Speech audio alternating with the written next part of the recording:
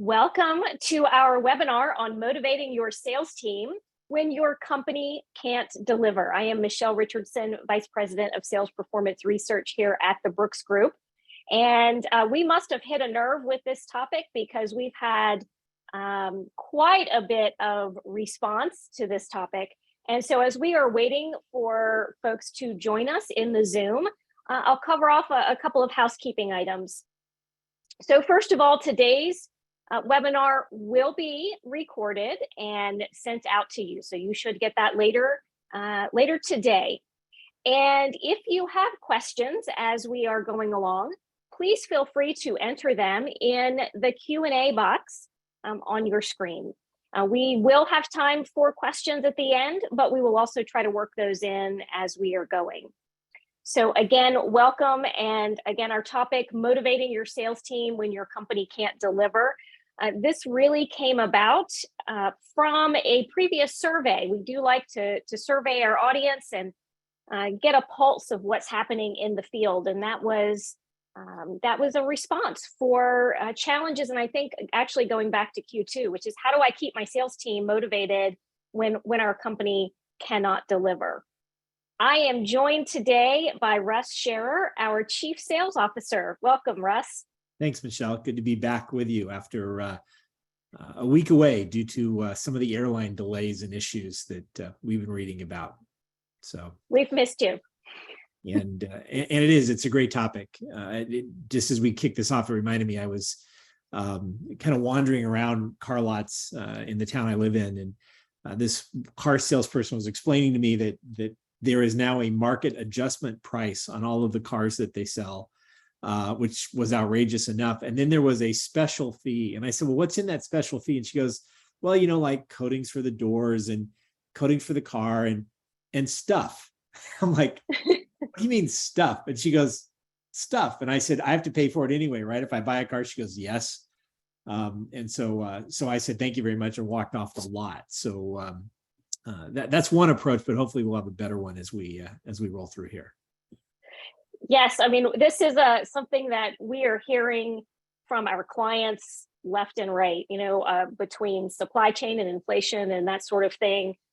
They really are struggling to deliver product, to deliver upon their promises, and that's certainly having an impact on their teams.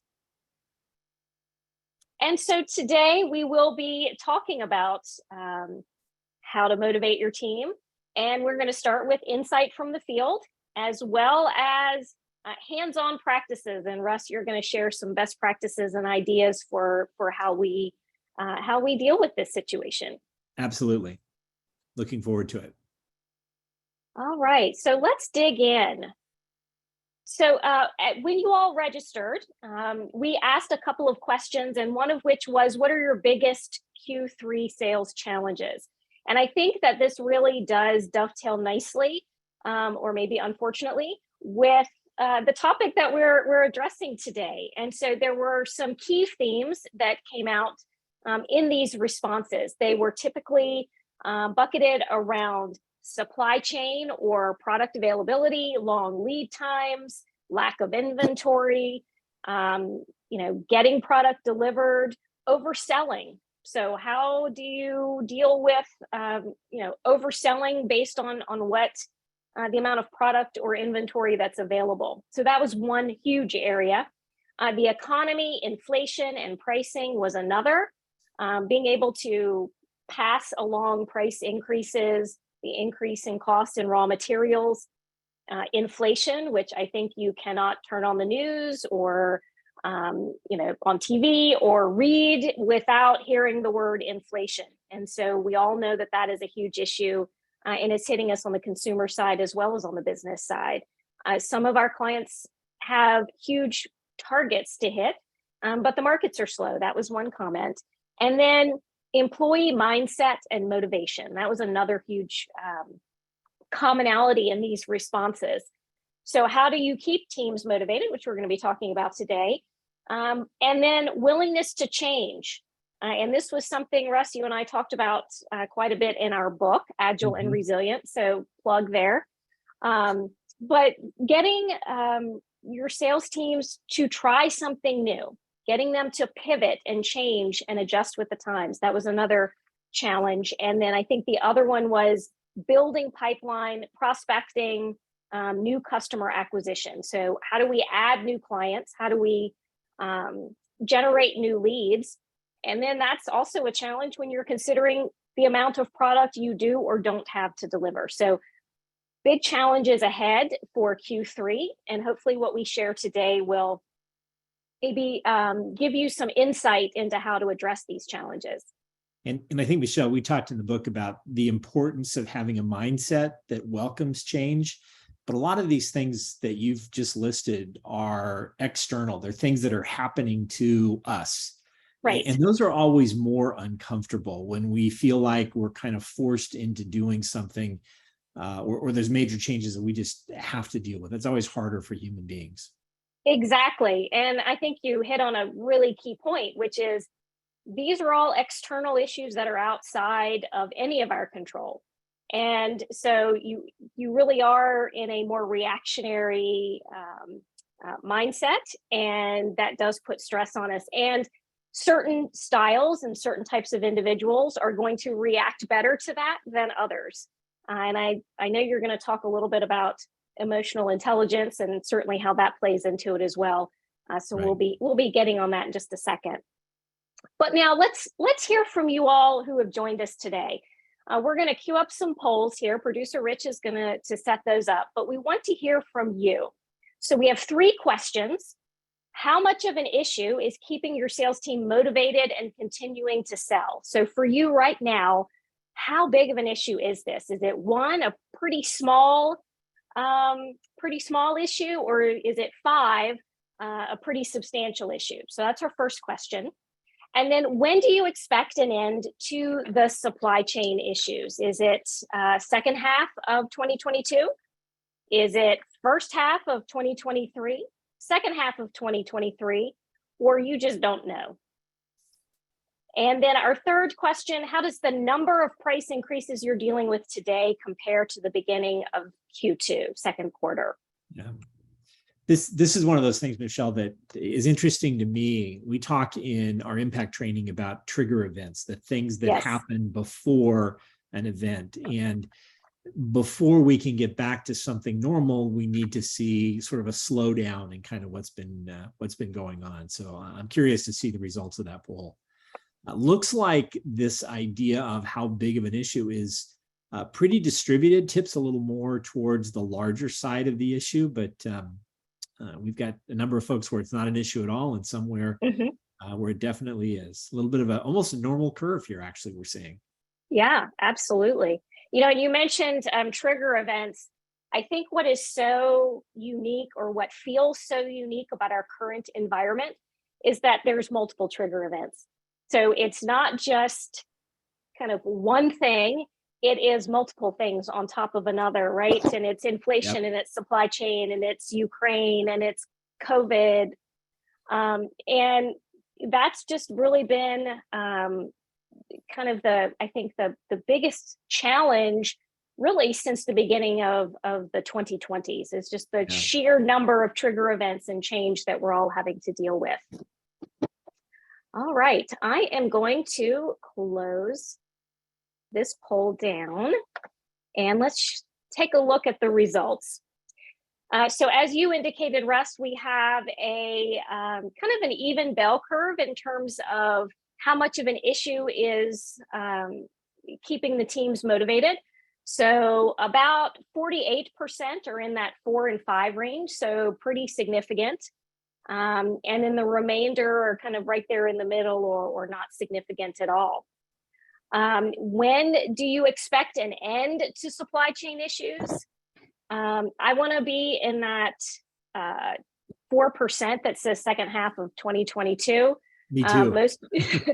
Most of you are, the rest are split evenly between second half of 2023, which means we've got another year of this potentially, or it's just unclear.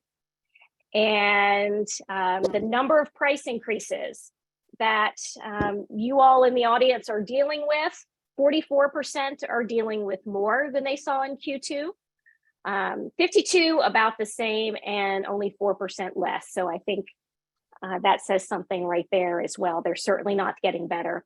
I was talking with an account just last week, and we were talking about talent strategy and that kind of thing, and they indicated that they'd had 5 price increases in the last few months. So it's happening, and it's pretty prevalent. Yeah. The other thing too that's interesting, my son works in operations in a production facility for one of the large car manufacturers, and we've all heard about chip shortages as an issue for car manufacturers. But he said that they've seen real progress there, but now it's the other things, right? Small plastic parts or key engine components, or so for those of you who sell a more complex product, your operations team, maybe we should say hug a guy who's in purchasing, because they're trying their best, and every time they kind of solve one problem, something else shows up. So bring lunch to the guys who are trying to build your products for you. Yes, be nice, and be understanding, because it really is. If it's not one thing, it's another, as my grandmother used to say. All right, so a word from our sponsor, and then we'll take a look at all the great tips that Russ has for us. We are sponsored by the Sales Leadership Accelerator. So really the theme of our webinar today is motivating your sales team.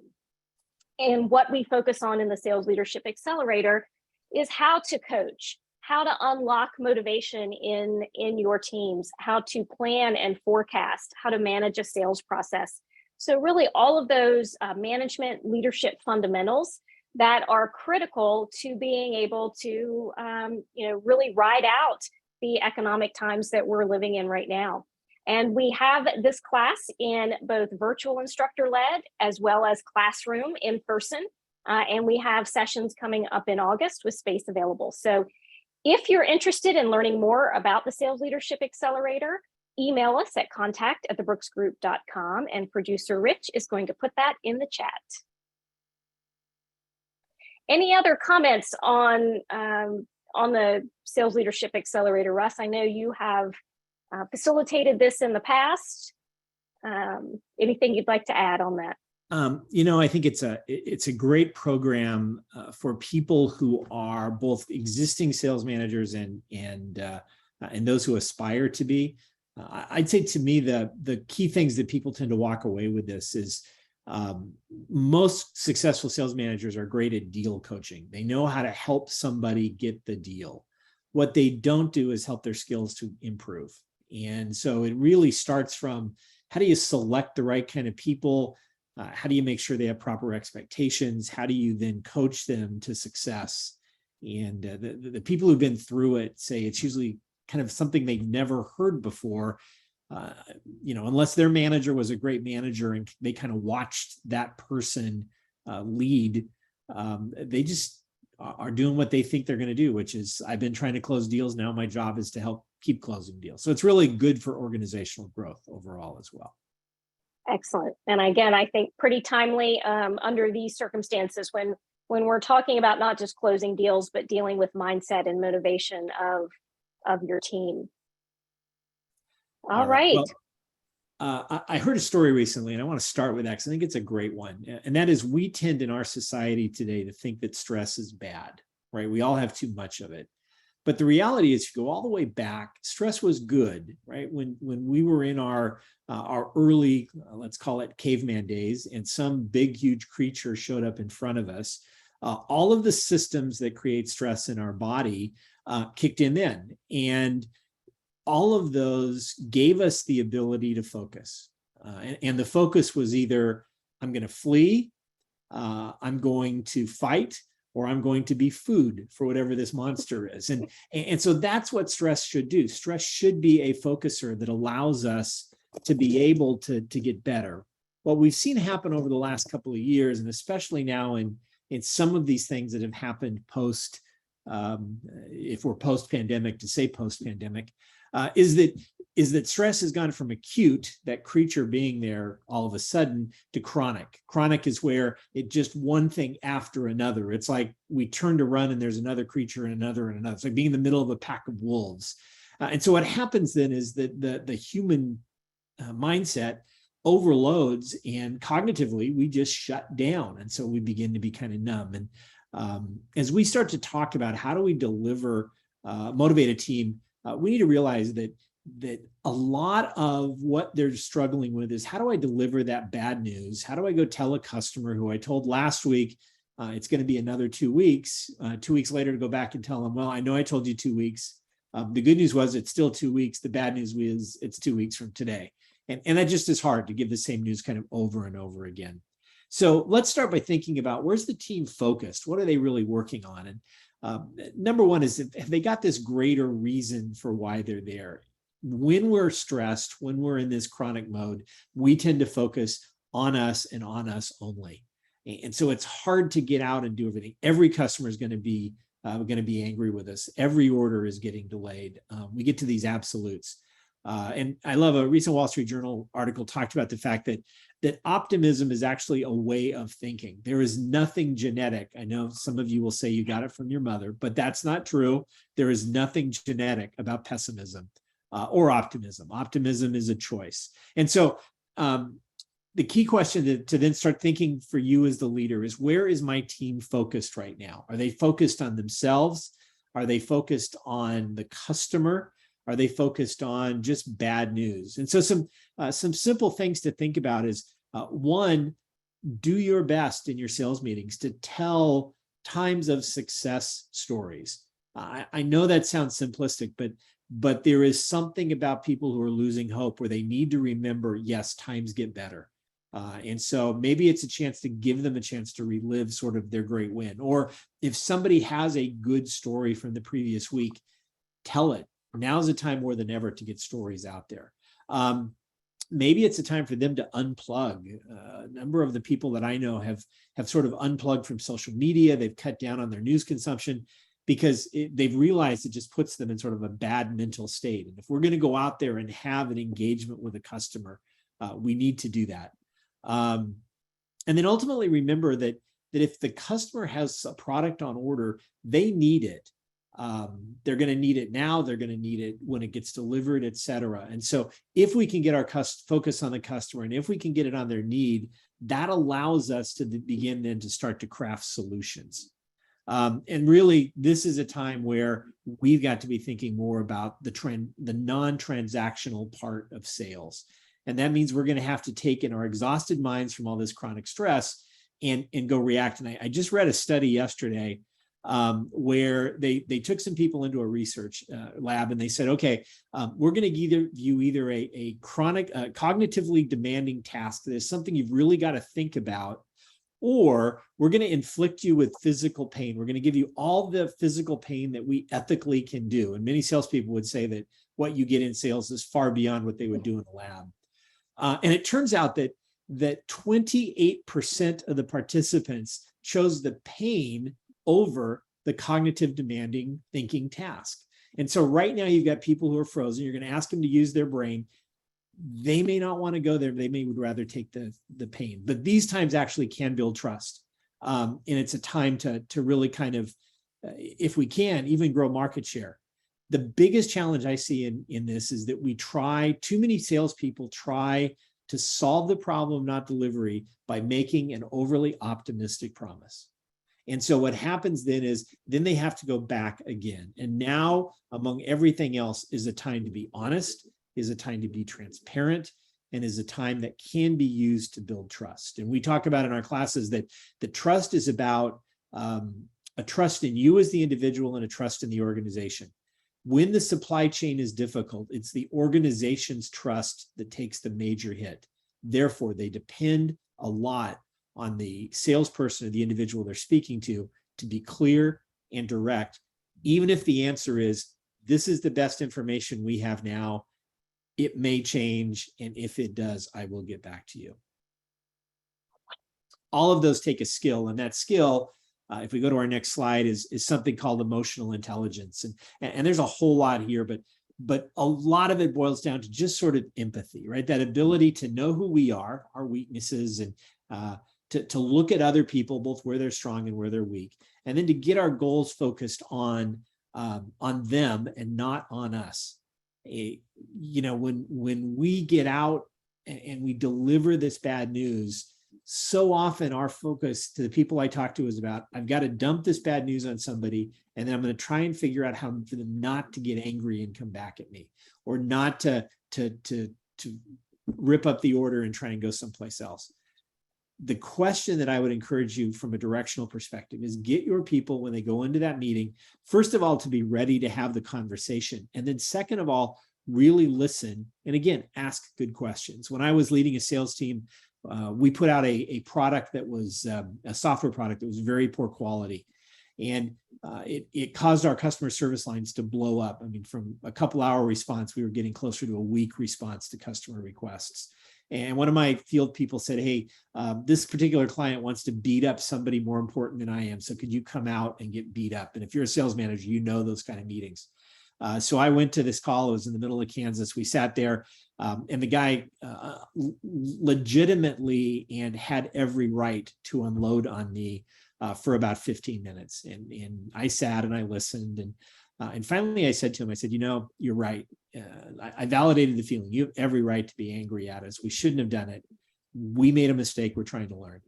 I said, what I want to do, and here's where I started into the solution piece. What I want to do is I want to go benchmark the absolute best customer you have in terms of their release process, see what I can learn from them, and make sure that I don't cause this problem anymore. And what he did was he leaned back in his chair, and all of a sudden he sort of got this grin on his face, and he said, nobody meets my expectations. And he kind of laughed, and it broke the tension. And then we started working on how do we really solve the problem. But it came from listening, and it came from asking the right question at the right point. So I would really encourage your folks to be thinking about the fact that, as we said, value is in a lot more than just the product. It is how you as the salesperson interact with them. And so have a value conversation where you're listening to the real issues, what's at risk by the product being late, and then begin to look for solutions. We'll talk a little bit more about that in a minute. Now, some people of you are probably saying, well, emotional intelligence is weak. You know, that's kind of those soft skills. We don't really want to talk about it. That's why I like this quote from Christy Shaw. She's CEO of a biotech company for Gilead. Just take a minute and read through that.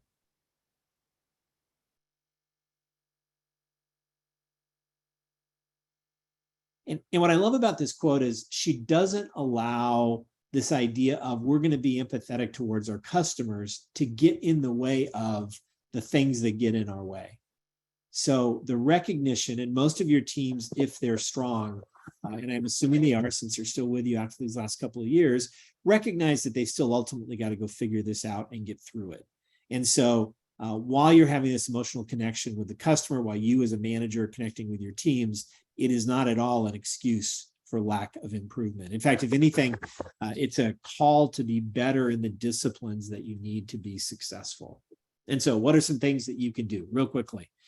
Number one, the best thing you can do is kind of start with a remind and reset. That idea of going back to those things that are most positive in your past. Help them realize both their professional and personal accomplishments that they've done. That reminds them about why they do what they do, gets their mindset on a bigger picture. Engage in that also is to think a little bit beyond the crisis. This will ultimately go away. And so maybe it's a good time to do some upskilling, maybe the sales leadership program that Michelle mentioned, or other kinds of things that show we're going to get through this. We're going to get through this together. And we're going to take a little bit of time that we can find now and help you be better on the other side of whatever this looks like. Number two, I would encourage you to revisit their KPIs. If your KPIs are all around shipment or delivery, some of the things that may look is shifting some of the compensation towards initial orders, if your organization can afford that, because when things don't get delivered, a lot of salespeople struggle with achieving their goals. I know the corporation is, but these are salespeople as well. And then the last one is, and this is one that I used to fight with my operations groups about all the time, on-time delivery, where you set realistic expectations in the conversation so that they're not encouraged to say, yep, we think we can get that in 2 weeks, but they're going to talk and have the tougher conversation up front about how long delivery is going to take. I had a bit of an accident about 2.5 months ago. It's a longer story, but trust me, one of those orange highway cones actually jumped up and hit the front of my car. And so I went to the body shop. Body shop said, "Hey, it's normally a 2-week delivery. We've been having issues with parts, so we're going to schedule for 4 weeks out." I said, "Okay, that's fine. I understand supply chain issues." They called me the day before I was supposed to bring my car in, and they said, "We're having problems getting the parts." I said, "Okay, you want me to wait a week or what?" And they said, "We'll call you." I have not heard from them in the last month. And so 2 things. One, they maybe set a better expectation, but not that realistic. And then they haven't touched base with me. They haven't let me know. And so every day that goes by, part of me is thinking, well, they've just forgotten me. And then the last one is rethink your practices. Think about as a sales manager, how do you value your backlog? What are the things that you look at that are going to encourage your salespeople to continue building backlog to the best of their abilities? Because as things start to, well, 2 things. One, as they start to loosen up, obviously that becomes revenue, but even more, I've never worked with a group where they didn't want better forecasting. And so their ability to look at backlog, understand what they're going to need is going to help them not just solve today's crisis, but whatever the parts crisis is that comes up next week. Number 2, make sure your allocation process is transparent, at least to your sales team. Now, I understand that you may optimize certain large customers over others, certain channel partners over others. That's what we do when we lead sales teams, when we're involved in that process. But your group should not be whispering among themselves, "Oh, the channel guys are getting all the product," or "Oh, the direct guys are getting all the product." I've talked to enough sales leaders and salespeople right now that the default answer is everybody but me is getting product. I'm the only one not getting product through manufacturing. So make sure they understand what you're doing, how clear it is, and don't make it the squeaky wheel gets the grease. That's a miserable allocation process for them and for you. Maybe you need to do something around your pricing in terms of better scheduling. A number of folks are looking at longer lead times, and that being able to schedule orders maybe 6 months in advance versus 3 months, or 12 months versus 6, depending upon your business, is another way to kind of smooth this out. Again, helping understand what's really demand going to be. And then the last one, this may be a chance to improve the quality of your revenue. In that allocation, you may be looking for certain accounts that are better margin, that are better at paying their bills, that are more strategic in terms of the logos you want to be able to sell. So all of those practices help you understand what do I want to put on the books, and then how am I going to ship the orders to the right folks that are going to set my business up for when we're through this. And please, please, please, in all of this, make sure to remember your channels. They're the ones who tend to get squeezed, because a lot of channels are there to deliver quickly off the shelf. As their shelf runs out, they probably have a better ability to flex to other products, which you don't want them to do. But at the same time, for the loyalty they've built up, you need to continue to make sure they're going to get some allocation, again, clearly that they understand. Those are kind of the best things. We talked last time about delivering sort of bad news. Bad news is a form, or let's just say lack of delivery is a form of bad news.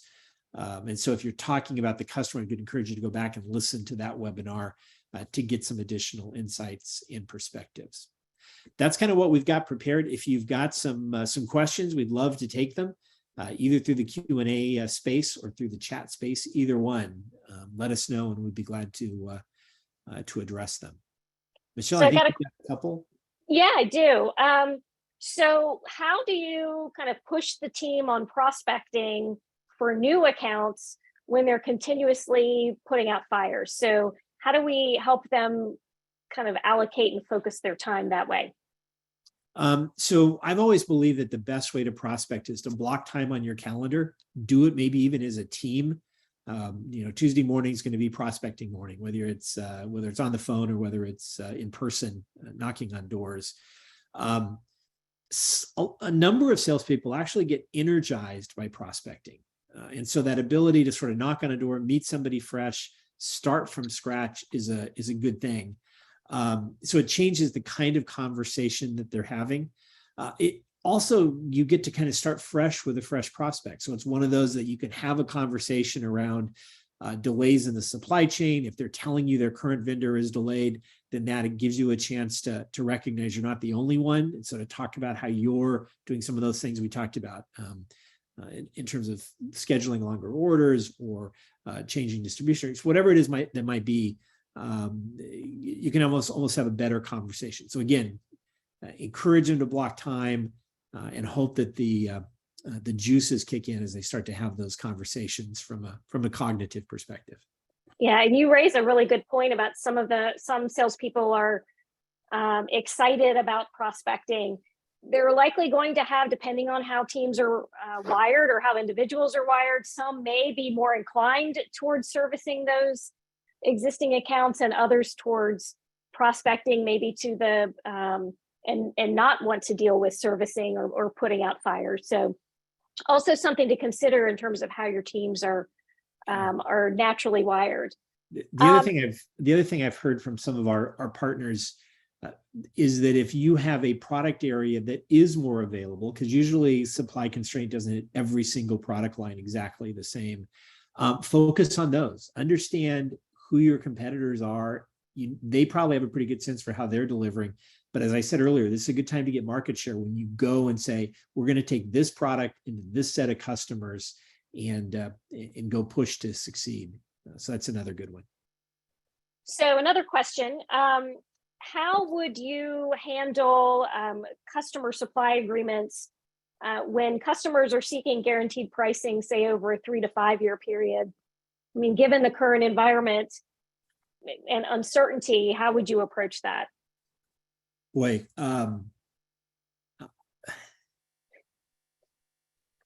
that's a real rubber meets the road kind of question. I believe that as much as they want to ask, they understand the current conditions that we are in. And so I know that a couple of folks I've spoken to who have signed long-term agreements have written in either cost escalation tied to certain raw materials or to certain indices. But to make a request in today's market for a flat price for a number of years, the only way you can do that is inflate today's price to try and cover you. And nobody really wants that. So I think, again, have the conversation around, we all understand what's happening in the marketplace. If you really want me to guarantee this price for 3 years, right now, the only thing I can do is, add 50% to the price, double the price. I don't know what works. No one's going to want to do that today. And so therefore you may be able to get to some kind of an escalation clause, or at least whatever you believe your delivery window to be. Maybe it's 6 months, maybe it's a year's worth of fixed pricing with the ability to come back and look at it. Really tough situation right now. And I understand why buyers are asking for it. But again, just because a buyer asks doesn't mean you have to say yes. Great point. You mentioned revisiting KPIs. Are you seeing accounts or thoughts on accounts adjusting commission structure based on the supply chain issues? Oh, absolutely. Absolutely. Whether it's draws, whether it's against future commissions. By the way, those need to be protected in case of if the sales rep decides to depart, there's they don't obviously get a big draw and then walk away. But again, this is a little bit like when COVID hit. Your salespeople, for the most part, most salespeople tend to be driven by the financial reward. And there's a sense of fairness that when they're working and doing the same thing and it can't get delivered, that it's not fair, and that robs motivation. So somehow, some way, if there is a way economically to do it, it's a great thing to do. The other thing I've seen, by the way, happen is some folks have done programs where they do contests. So you're not giving commissions away, but you've got prospecting was a question. So, whoever can find the most prospects wins, a gift card for dinner or something. And that sort of ability to have a lesser prize, but something where they can still feel like they can go compete and be number one also works occasionally as well. Okay. And I think this may be our last question, and that is, how do you get the correct information from corporate in terms of product status, inventory status, et cetera, I know this has come up quite a bit with clients as well. I've heard it come up in training sessions and that sort of thing. But Yeah. we want to be transparent. But what do you do when you can't? You feel like you're not getting the accurate information from your headquarters? So so this depends on where you sit in the organizational structure. I've always said that as a sales manager, every problem falls into one of two categories: either something you can deal with or something you can't. Some things you could deal with are actions you take; those you can't become just sort of standard operating conditions. This is one that I think the managers and the leaders have to step up, have to ask for greater transparency. And organizations need to be able to do it. They are not helping anyone by hiding that information. And by the way, on the other hand, I can't remember who said it. One of our clients said to me, nobody likes not shipping, right? So this is not giving joy to anybody, but this really is a time to ask better questions of your leaders, to ask them if they can't give you transparent information, to at least ask for, how would you have us explain this to customers? How, we've had this date slip a couple of times. Help me understand where we are in terms of being comfortable having a conversation around delivery. If it's not a date, then again, going that idea of trigger events, what's going to have to happen to make that happen? And I think that's a good internal conversation for senior leaders. This is important information. Your team needs to know it. It's a part of the trust that they've built, and really kind of tries the trust you have in your own organization to be able to share information that is not the prettiest of information. Let's put it. Great, thank you, thank you. All right, and that is, I think that's it for the questions. So thank you very much for joining us today. And as you can see, we've kind of got our immediate best practices here on the screen, kind of the nuts and bolts takeaways, from our sessions today. Russ did mention that we did a webinar on delivering bad news back in May, I believe, and that is posted online. And if you navigate to our website, and if you're interested in that particular topic, as well as delivering on value, feel free to do so and take a look. All right. Well, thank you all for being a part of our webinar. Michelle and I will likely pop up again from time to time in your inbox as we see topics. And I would encourage you, if there are topics you'd like to see us address, you can chat into producer Rich. You can get to us at contact@thebrooksgroup.com. We want to address the issues that you're dealing with day in and day out. So let us know. Absolutely. And feel free to connect with us on LinkedIn as well. Shoot us those questions and topics so we know how to bring valuable content to you. And with that, thank you very much for joining us today. Have a great Friday, everybody. Bye-bye.